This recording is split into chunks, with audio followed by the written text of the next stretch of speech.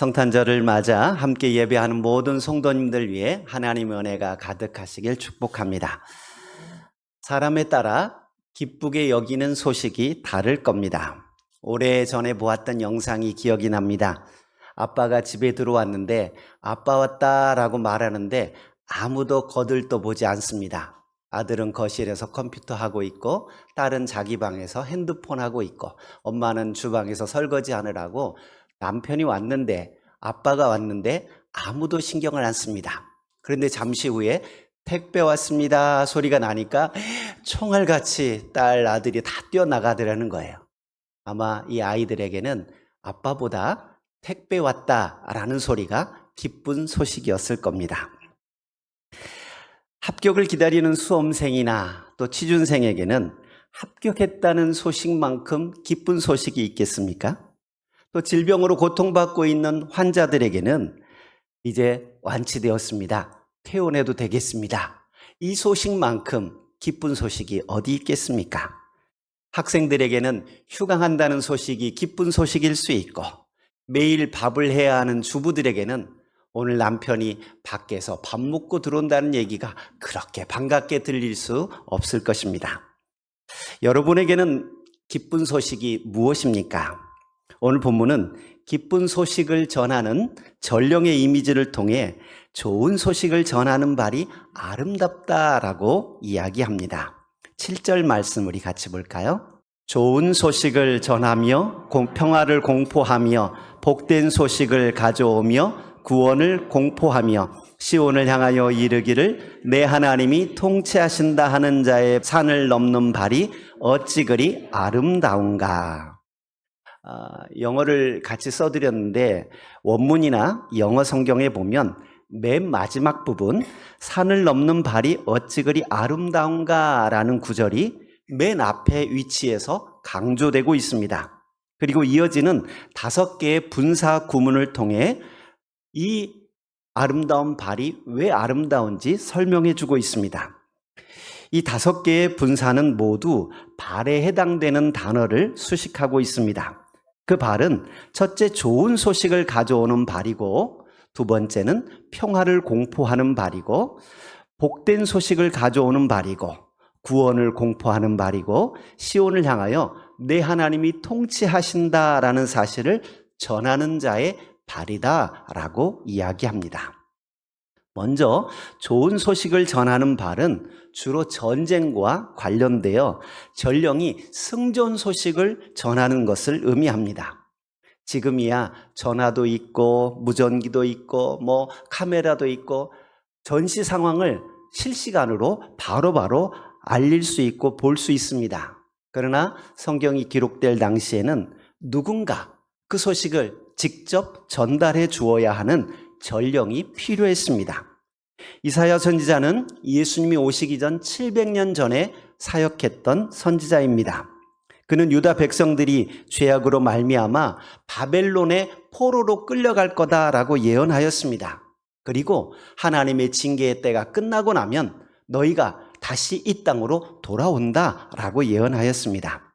그래서 여기서 말하는 좋은 소식은 1차적으로는 이스라엘 백성들이 해방되어 본국으로 돌아오게 된다라는 것을 이야기하는 말입니다. 포로에서 돌아온다라는 말보다 더 복된 소식이 어디 있겠습니까? 우리나라가 일제강점기에서 벗어나 해방되었을 때 수많은 독립군을 비롯하여서 온 나라 백성들이 기뻐하고 즐거워했을 것입니다. 또한 이 말씀은 그리스도의 탄생과도 관련되어 있습니다. 그리스도께서 베들레헴에 나셨을 때 천사들이 목자들에게 이야기합니다. 누가복음 2장 10절에서 11절에 보면 이렇게 말합니다. 천사가 이르되 무서워하지 말라. 보라 내가 온 백성에게 미칠 큰 기쁨의 좋은 소식을 너희에게 전하노라. 오늘 다윗의 동네에 너희를 위하여 구주가 나셨으니 곧 그리스도 주시니라. 하나님께서 인류에게 주신 소식 가운데 그리스도의 탄생 소식보다 더 기쁜 소식은 없습니다. 모든 인간이 죄의 노예가 되어 살고 있는데 사탄의 영향력 아래 놓여 있는데 예수님이 이 땅에 오셔서 그 모든 죄의 짐을 벗겨주시고 자유를 주셨습니다. 예수님께서 십자가에 죽으시고 부활하심으로 사탄의 모든 권세를 깨뜨리시고 죽음의 권세를 이기셨습니다. 주님께서 우리를 흑암의 모든 세력에서 벗어나게 해주셨다라는 겁니다. 골로새서 1장 13절에 말합니다. 그가 우리를 흑암의 권세에서 건져내사 그의 사랑의 아들의 나라로 옮기셨으니 라고 말합니다. 성탄절은 예수께서 이 땅에 오심으로 모든 악한 세력들을 물리치게 되는 좋은 소식이 시작되는 날입니다. 복된 소식이 선포되는 날, 우리에게도 하나님의 축복과 기쁨이 가득하길 바랍니다. 두 번째로 좋은 소식은 전쟁의 승리에 대한 소식뿐만 아니라 평화라는 말입니다. 평화는 전쟁이 끝난 상태를 이야기합니다. 전쟁에서 이겼다고 해도 완전히 적군이 소탕되지 않는 한 평화가 없습니다. 또한 질서와 치안이 온전히 유지된 상태가 되지 않는다면 평화라고 말하지 않습니다. 평화에 해당되는 단어는 기본적으로 더 이상 전쟁이 없는 상태를 의미하는 것뿐만 아니라 인간이 누릴 수 있는 완전한 영육 간의 평화 상태를 이야기합니다. 이스라엘 백성들이 바벨론 포로에서 돌아와 더 이상 전쟁이 없는 평화를 맛보게 될 거다라고 말씀하십니다. 그런데 이들이 누리는 평화는 일시적인 평화일 뿐입니다. 진정한 평화는 예수 그리스도께서 오실 때 이루어집니다. 그래서 누가복음 2장 14절에 보면 천사들이 이야기합니다. 우리 누가복음 2장 14절 같이 한번 볼까요? 같이 읽습니다. 지극히 높은 곳에서는 하나님께 영광이요 땅에서는 하나님이 기뻐하신 사람들 중에 평화로다. 아멘. 죄가 해결되지 않는 상태에서는 조용하다고 해서 평화가 아닙니다. 늘 불안할 수밖에 없습니다. 그러나 주님께서 죄의 문제를 다 해결해 주셨기 때문에 진정한 평화를 누릴 수 있는 겁니다. 하나님과의 관계가 평화롭게 되고 더 이상 악한 영의 공격이 없는 참다운 샬롬이 찾아오게 되는 것입니다. 성탄절을 맞이하면서 우리 안에도 이런 평화가 있기를 소망합니다. 아직도 죄의 문제가 해결되지 않아서 불안하고 초조하게 살아가고 있다면 이 시간 예수님을 영접할 수 있기를 바랍니다. 주님께서 우리 죄를 사하시기 위해 십자가를 지셨습니다. 그 주님께 우리의 죄를 내려놓고 회개하십시오. 하나님과의 관계가 회복되고 참다운 평화를 누리게 될 것입니다. 마귀가 우리를 참소하지 못하고 더 이상 불안해하지 않아도 되는 평화를 맛보게 될 것입니다. 우리 사회는 전쟁과 다툼이 끊이지 않고 있습니다. 갈등과 분열로 혼란한 우리 사회에 예수님이 오셔서 참다운 평화가 가득하길 바랍니다. 세 번째로 아름다운 발은 복된 좋은 소식을 가져오는 발입니다. 복된 좋은 소식을 가져온다라는 말은 처음에 나왔던 좋은 소식을 전하는 발을 강조하는 의미입니다. 좋은, 아름다운, 선한이라는 단어를 첨가하여 매우 좋은 소식을 전한다라는 것을 이야기하고 있습니다. 네 번째로 아름다운 발은 구원을 공포하는 발입니다. 1차적으로 이 말씀은 바벨론 포로에서 벗어나 자유를 얻게 된다라는 의미입니다. 하나님께서는 나라를 잃고 버려진 이스라엘 백성들을 기억하고 계셨고 바사왕 고레스의 조서를 통해 본국으로 돌아가도록 은혜를 주셨습니다. 이 말씀은 예수 그리스도를 통하여 죄와 사망에서 해방되었음을 의미합니다. 그래서 마태복음 1장 21절에 보면 천사가 요셉에게 현몽하여 이야기합니다. 아들을 낳으리니 이름을 예수라 하라. 이는 그가 자기 백성을 그들의 죄에서 구원할 자이심이라 하니라. 예수라는 이름 자체가 구원자라는 뜻을 가지고 있습니다. 예수님은 우리를 죄에서 구원하시기 위해 이 땅에 오셨습니다. 우리가 예수님을 믿을 때 죄에서 구원함을 얻게 됩니다. 이것이야말로 놀라운 소식입니다. 여러분, 인간 안에 있는 다양한 탐욕과 죄악들을 그 어떤 것으로도 씻을 수가 없습니다. 아무리 공부를 많이 해도 우리 인간의 죄를 없앨 수 없습니다. 아무리 명상을 많이 하고 선행을 많이 쌓아도 근본적으로 우리 인간 안에 있는 죄의 문제를 해결할 수 없다는 것입니다. 그래서 사도행전 4장 12절에 말합니다. 다른 이로서는 구원을 받을 수 없나니 천하 사람 중에 구원을 받을 만한 다른 이름을 우리에게 주신 일이 없음이라 하였더라. 다른 이름으로 우리가 구원받을 수 없고 그 누구로도 우리 죄의 문제를 해결할 수 없습니다. 예수님을 믿는 믿음 안에서 참다운 구원과 기쁨을 맛볼 수 있습니다. 우리 안에 이 예수님이 임하기를 축복합니다. 다섯 번째로 아름다운 발은 시온을 향하여 내 하나님이 통치하신다라고 하는 자의 발이다라고 말합니다. 이스라엘 백성들은 그동안 바벨론의 통치를 받게 될 것입니다. 바벨론의 통치는 채찍으로 다스리는 잔혹한 통치입니다. 그런데 이제 바벨론의 통치에서 벗어나 하나님이 통치하신다고 선포합니다. 여러분, 누가 왕이 되고 누가 대통령이 되느냐에 따라 나라의 분위기가 바뀝니다. 폭군이 나라를 다스리면 백성들은 힘들어질 수밖에 없습니다. 이제 이스라엘 백성들은 잔혹한 바벨론의 통치에서 벗어나게 되고 하나님의 다스림을 받게 되었다라고 선포합니다. 이 말씀은 궁극적으로 예수 그리스도를 통해 완성됩니다. 죄로 말미암아 사탄의 지배 아래 있던 우리가 예수 그리스도로 말미암아 하나님의 백성이 되었습니다. 예수님은 이 땅에서 맨 처음 사역을 시작하실 때 회개하라, 천국이 가까이 왔느니라 라고 선포하셨습니다. 천국이라는 말은 하나님 나라를 이야기합니다. 하나님께서 공중권세 잡은 자의 모든 세력을 물리치고 통치하시고 다스리시는 하나님의 나라가 임하게 되었다라는 것입니다. 바벨론 왕은 채찍으로 백성을 다스렸지만 예수님께서는 본인이 직접 채찍을 맞으셨습니다. 바벨론 왕은 자신의 발 앞에 모든 사람들은 무릎 꿇게 하지만 예수님은 자신이 친히 무릎을 꿇으시고 제자들의 발을 닦아주셨습니다. 인간 왕은 실수할 수 있지만 하나님은 실수가 없으신 분입니다. 참다운 공의와 자비로 택한 백성을 잘 다스리시고 책임져 주시는 분이십니다. 하나님 나라는 평화와 기쁨이 가득한 나라입니다. 하나님의 통치가 임한다라는 소식은 분명 좋은 소식이고 기쁨의 소식입니다. 그런데 어떤 사람에게는 불편한 이야기일 수도 있습니다. 내가 내 자신의 왕이 되어 마음대로 살던 사람에게는 누군가의 다스림 자체가 불편할 수 있습니다.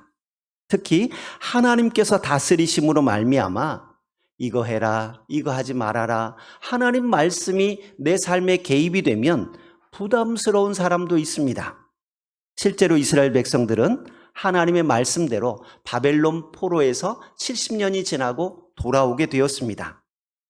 너희의 고국으로 돌아가도 좋다라고 칙령이 내려졌습니다. 그런데 모두가 기뻐한 것은 아니었습니다. 돌아가도 좋다는 칙령이 내려졌지만 한꺼번에 떠나오지 못하고 1차, 2차, 3차에 걸쳐서 포로에서 돌아옵니다. 무슨 말입니까? 포로에서 돌아가도 좋다고 했지만 모두가 선뜻 일어서서 가지는 않았다라는 말입니다. 바벨론 포로 70년을 보냅니다. 여러분, 우리가 말하기 편해서 70년이지 10살 때 바벨론으로 끌려온 사람은 지금 몇 살입니까? 계산 빨리 해보시면 80살이지요. 이미 70년이 지나고 나니까 대부분의 사람들은 이스라엘에서 온 사람들이 아니라 이 땅에서 나고 자란 사람들입니다. 바벨론 언어를 배우고 바벨론 학교를 다니고 바벨론에서 취직하고 결혼하고 집을 장만해서 살고 있습니다. 자식을 낳고 살고 있는 거예요. 그런데 고향으로 돌아가도 좋다라고 칙령이 내려졌지만 선뜻 일어설 수가 없었던 겁니다. 여전히 일제시대 때 일본에 끌려가셨던 분들, 돌아가도 좋다, 해방되었다라고 하지만 이미 그곳에 터전을 잡고 있었기 때문에 돌아올 수 없는 거예요. 미국으로 가고 독일로 가고 했던 우리 어르신들, 돌아가도 좋고 대한민국이 잘 산다는 이야기도 들었지만 또 대한민국 가면 뭐 먹고 사나, 이런 마음 때문에 선뜻 일어서지 못하는 것입니다. 이스라엘 백성들이 그거예요. 바벨론에 70년을 살면서 이제 이스라엘로 돌아가도 좋다라는 이야기를 들었지만 선뜻 일어서지 못하게 되었던 것입니다. 그들에게는 하나님의 통치가 시작되었다라는 말이 복음이 아닐 수도 있겠다라는 생각을 해봅니다. 오늘 우리에게 하나님의 통치는 기쁨으로 다가옵니까? 아니면 부담으로 다가옵니까? 예수님이 나의 주인이 되어 살아가는 삶이 기쁨이고 즐거움입니까? 아니면 부담으로 느껴지십니까? 사랑하는 성도 여러분, 혹시나 이 자리에 아직도 하나님의 통치가 부담스럽게 느껴지는 분이 있다면 빨리 마음을 여시기 바랍니다. 물고기가 어항 속에 사는 것이 답답해 보인다고 넓은 운동장에 꺼내놓으면 죽을 수밖에 없습니다.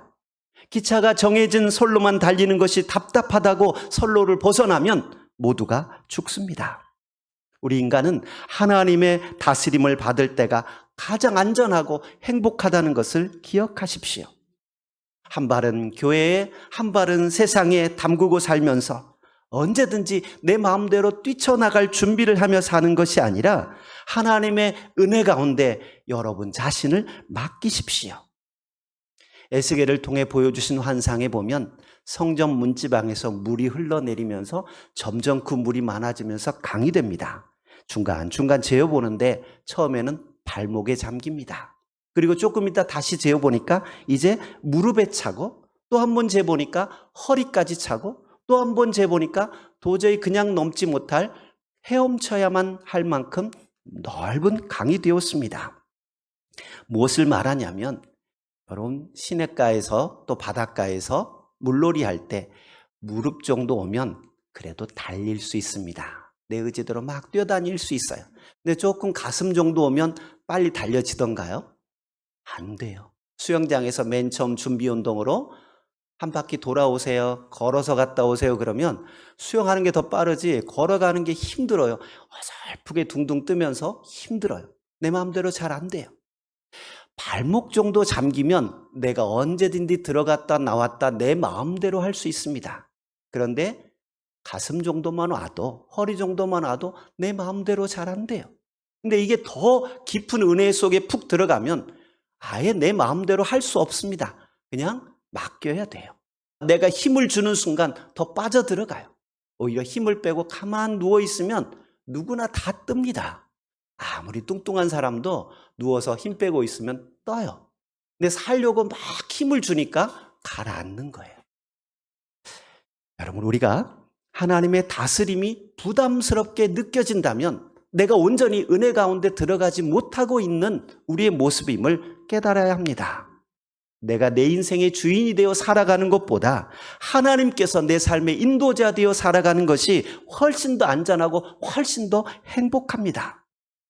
하나님의 구원의 역사를 보게 된 이스라엘 백성들은 일제히 소리 높여 노래하게 됩니다. 이제 8절에서 10절 우리 같이 한번 볼게요. 8절에서 10절입니다.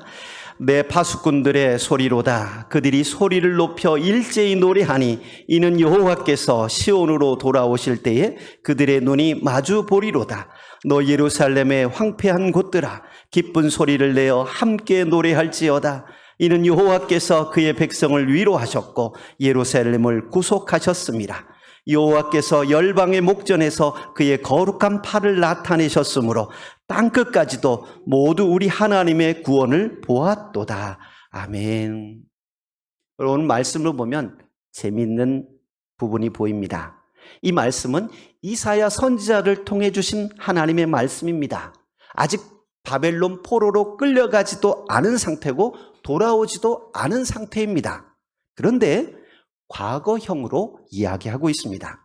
8절 하반절에 보시면 여호와께서 시온으로 돌아오실 때에 그들의 눈이 마주 보리로다.